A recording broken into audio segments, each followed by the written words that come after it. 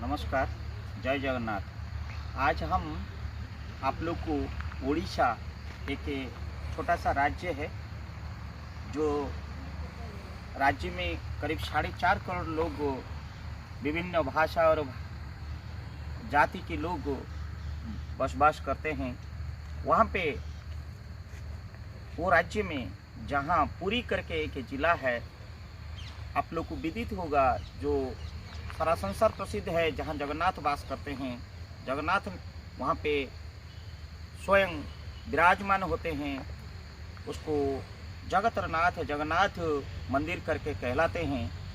वो जगन्नाथ मंदिर के बारे में आज हम कुछ ऐसे आप लोग को अजाना रहस्यमय बात बोलेंगे। आप लोग को जानकारी होगा या नहीं होगा मुझे पता नहीं है, लेकिन ये रहस्यमय बात बोलने के बाद आप लोग को बहुत आश्चर्य लगेगा। जितनी मेरी छोटा सा ज्ञान से मैंने अनुभव किया, स्वयं जाके पुरी की मंदिर के पास, वो मैं आपके सामने शेयर करना चाहूँगा।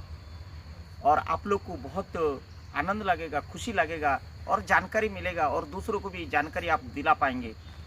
मंदिर लगभग 18 स्टोरी बिल्डिंग की बराबर है। जब आप सिंह द्वार में पहुंच जाएंगे, उनका वाहन गरुड़ स्तंभ मिलेगा।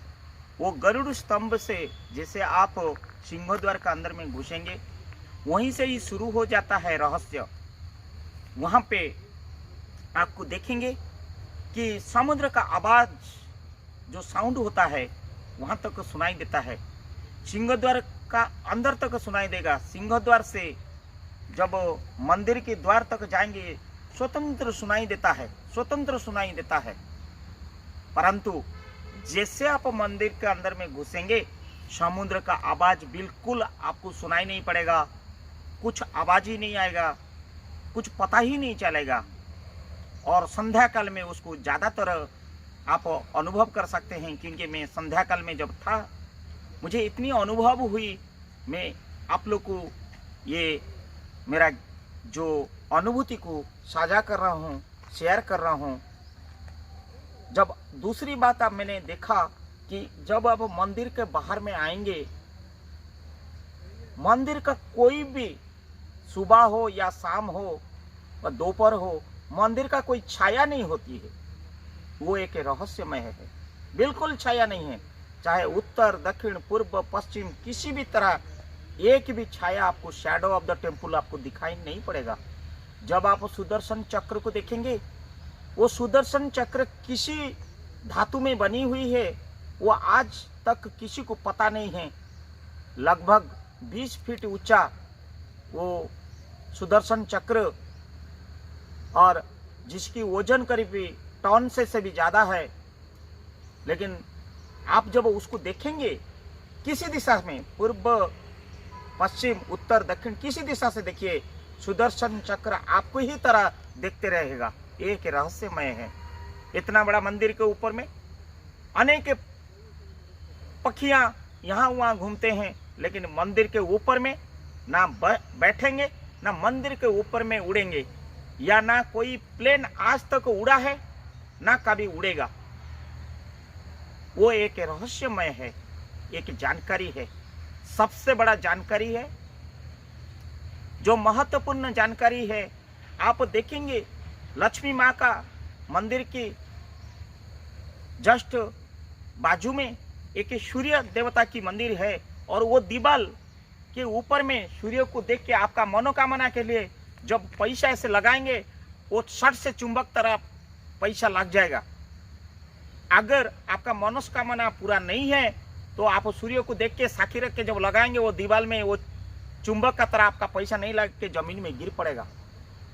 सबसे बड़ा इम्पोर्टेंट बात है, जो भगवान जी की जगन्नाथ स्वामी जी की जब खाना बनती है, वो सदा एक क्वांटिटी रहता है। चाहे 365 दिन, चाहे पर्व हो, परवाणी हो, श्रद्धालु कितनों भी आए, कितनों भी गए, लेकिन फूड का जो क्वांटिटी बनना है वो हमेशा हमेशा के लिए समान है। उसको 10,000 लोग खाएंगे, 2 लाख रथ यात्रा में 5 लाख लोग भी खाएंगे। खाना कभी ना समाप्ति होता है, ना खाना ज़्यादा लोग आएंगे करके कभी बढ़ोतरी होता है। रहस्यमय है। और खाना जब भगवान का दर्शन, जब भगवान के पास जब चढ़ावा नहीं होता है, उस तक खाने का कोई सुगंध नहीं है। जैसे भगवान के ऊपर पूजा चढ़ावा हो जाएगा, उसका स्मेल, उसका जो खुशबू, वो कहने के लिए कुछ नहीं होता है, उसका बदल तो जाएगा। सुगंध में आनंद बाजार पूरा मंदिर की चारों तरफ, चारों दिशा, चारों द्वारों तक फैलते रहेगा। वो एक रहस्यमय है। खाना जितना बच गया, रख देने के बाद उसको कभी आपको देखने की जरूरत नहीं है, कहाँ वो उभा हो जाता है, रहस्यमय हो जाता है। खाना कभी फेंका नहीं जाता है वहां पे। सबसे बड़ी बात है, खाना जो बनता है लकड़ी में, 7 एक के ऊपर एक 7 की जो बर्तन बनता है, हम लोग हंडा बोलते हैं। वहां पे पंडित बोल रहे थे, इसको पीतल का हंडा बोलते हैं। पहला जब लकड़ी देंगे, वो 7 नंबर वाला खाना पहले बनेगा, उसके बाद नीचे, उसके बाद नीचे, और लास्ट को नीचे वाला 1 नंबर बर्तन का खाना बनेगा। एक रहस्यमय नहीं है तो क्या है? ये सब प्रभु जगन्नाथ स्वामी जी की रहस्यमय लीला है। उसका अलावा वो खाना जो बर्तन में बनता है, जो लकड़ी में बनता है, उसमें 56 भोग बनती है, 56 प्रकार भोग बनती है।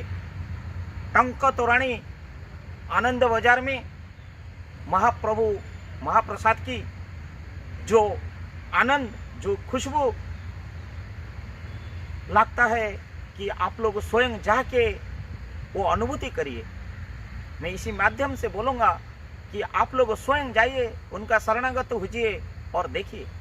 सबसे बड़ी बात है, सुबह सारा संसार में नॉर्मली जो हवा का जो दिशा होता है, वो समुद्र से जमीन तरफ लहरता है, और शाम को जमीन से समुद्र तरफ लहराता है। लेकिन मंदिर के तरफ आप देखेंगे, उसका सब विपरीत है, सब विपरीत है। सुबह और शाम विपरीत है। पति तो पावन बना, जिसको बना, जो झंडा बोलते हैं, जो सुदर्शन चक्र के ऊपर में लहराता है, उसको पति तो पावन बाना बोलते हैं। वो बाना विंड वेलोसिटी की ऑपोजिट दिशा में बहता है। ये आंख में देखने वाली चीज है। अगर हवा इस दिशा में होता है तो पति तो पावन बनना उसकी ऑपोजिट रेखा में ही बहता है। ये रहस्यमय है तो क्या है? जगन्नाथ के बारे में, जगन्नाथ स्वामी जी के बारे में कितना भी बोलो, कितना भी मिराकिल बोलो, वो कुछ भी भगवान जी की कृपा है, भगवान जी की रहस्य है, भगवान की लीला है। उसका अलग, उनका कभी भोग कमी नहीं पड़ता है। रत्न भंडार में इतनी भंडार है, उसको कोई आज तक खोल नहीं पाया और अंत तक कोई पहुंच नहीं पाया है। रत्न भंडार में कितनी क्या है, वो एक रहस्यमय हो गया है। उसको रक्षा कौन कर रहा है, स्वयं नारायण ही जाने। सर्वोपरि एक कथा है, लक्ष्मी माँ बोले हैं, आप देखे होंगे, जैसे मंदिर को जाएंगे, उनकी बाएं तरफ माँ लक्ष्मी जी की है, माता लक्ष्मी जी की हैं। लक्ष्मी जी एक बार अभिमान किए कि हे प्रभु, श्रद्धालु आते हैं, आपसे मुलाकात करते हैं और आप चला जाते हैं, मुझे दर्शन करते हैं, उसके पश्चात मेरे से चला जाता है, लेकिन मेरे पिताजी को कोई नहीं देखता है, मेरे सागर के पास कोई नहीं जाते हैं। कृष्ण जी ने, जगतनाथ जगन्नाथ स्वामी जी ने कहा, लक्ष्मी को वादा किए थे, जो भक्त मेरे पास आएंगे वो भक्त आपके पास जाएंगे। उसके पश्चात वो जब जाएंगे समुद्र में डुबकी मारेंगे, स्नान करेंगे, वहां पे नया वस्त्र पिंड के मंगला अर्चना करके मंगला आरती करेंगे। बाट मंगला में जाके जब उन लोगों संस्कार करेंगे, परिमार्जित होंगे, तब उनको मोक्ष होगा और उनका साइकिल पूरा होगा, उनका आने का मकसद पूरा होगा। हम लोग कभी कभी क्या करते हैं, जगन्नाथ दर्शन करते हैं, माता जी की दर्शन करते हैं, बेड़ा के अंदर में जितनी दर्शन करना है जो देवा देवी है हम निकाल पड़ते हैं। हे बंधुगण, मैं ये कहना चाहता हूँ, जगन्नाथ की स्वामी जी की दर्शन के पश्चात, माता जी की दर्शन के पश्चात समुद्र में लहर में डुबकी मारना, माता जी की जो पापा है, सागर है, वहाँ पे डुबकी मार के मंगला आरती करके हम लोग घर को लौटना बहुत जरूरी है। रथ यात्रा मौसी माँ घर जो है वहाँ पे भी आपको दर्शन करना चाहिए। जगन्नाथ जी के बारे में अनेक और रहस्यमय है, जिसके लिए हमको कहने के लिए इतनी शब्द नहीं है, कि अध्ययन करने के लिए समय नहीं है। वही है स्वामी, वही है जगतरनाथ, जगन्नाथ जो निराकार, जो अंतर्जामी, जहाँ का कोई आकर नहीं है, उनका कोई विचार नहीं है, उनके पास कोई जाति नहीं है, भेद नहीं है, किसी भी प्रकार आचार निराकार नहीं है। उनके पास सिर्फ दो चीज है, धर्म और सत्य। वो भक्त वत्सल भगवान है। भक्ति करो, वो आपके पास है, आपका शरीर में है, आपके बगल में है, आप उनको पहचानो। और बहुत सारी रहस्यमय है। स्वयं जब आप जाएंगे पुरी के अंदर में, आपको ही एहसास होगा, आप ही अनुभव करेंगे, आनंद बाजार का मजा लेंगे, वो जो खुशबू लेंगे और बाकी जो मैंने बोला है वो सबको आप अनुभूति करेंगे और आपको अच्छा भी लगेगा। और उस समय मैंने जो कहा हुआ, थोड़ा सा मेरा जो ज्ञान को मैं साझा किया, आपको उस समय अनुभूति होगा, तब आप मुझे याद करोगे। इसी माध्यम से मेरे को जो जानकारी था मैं आप लोग के पास पहुंचाया। इसी के लिए आप लोग इतनी समय दिया मेरा बात को सुनने के लिए, अशेष अशेष धन्यवाद। अगर मुझे अच्छा लगा तो आप लोग मुझे प्लीज़ कमेंट करिए और आप लोग मुझे सब्सक्राइब करिए। धन्यवाद।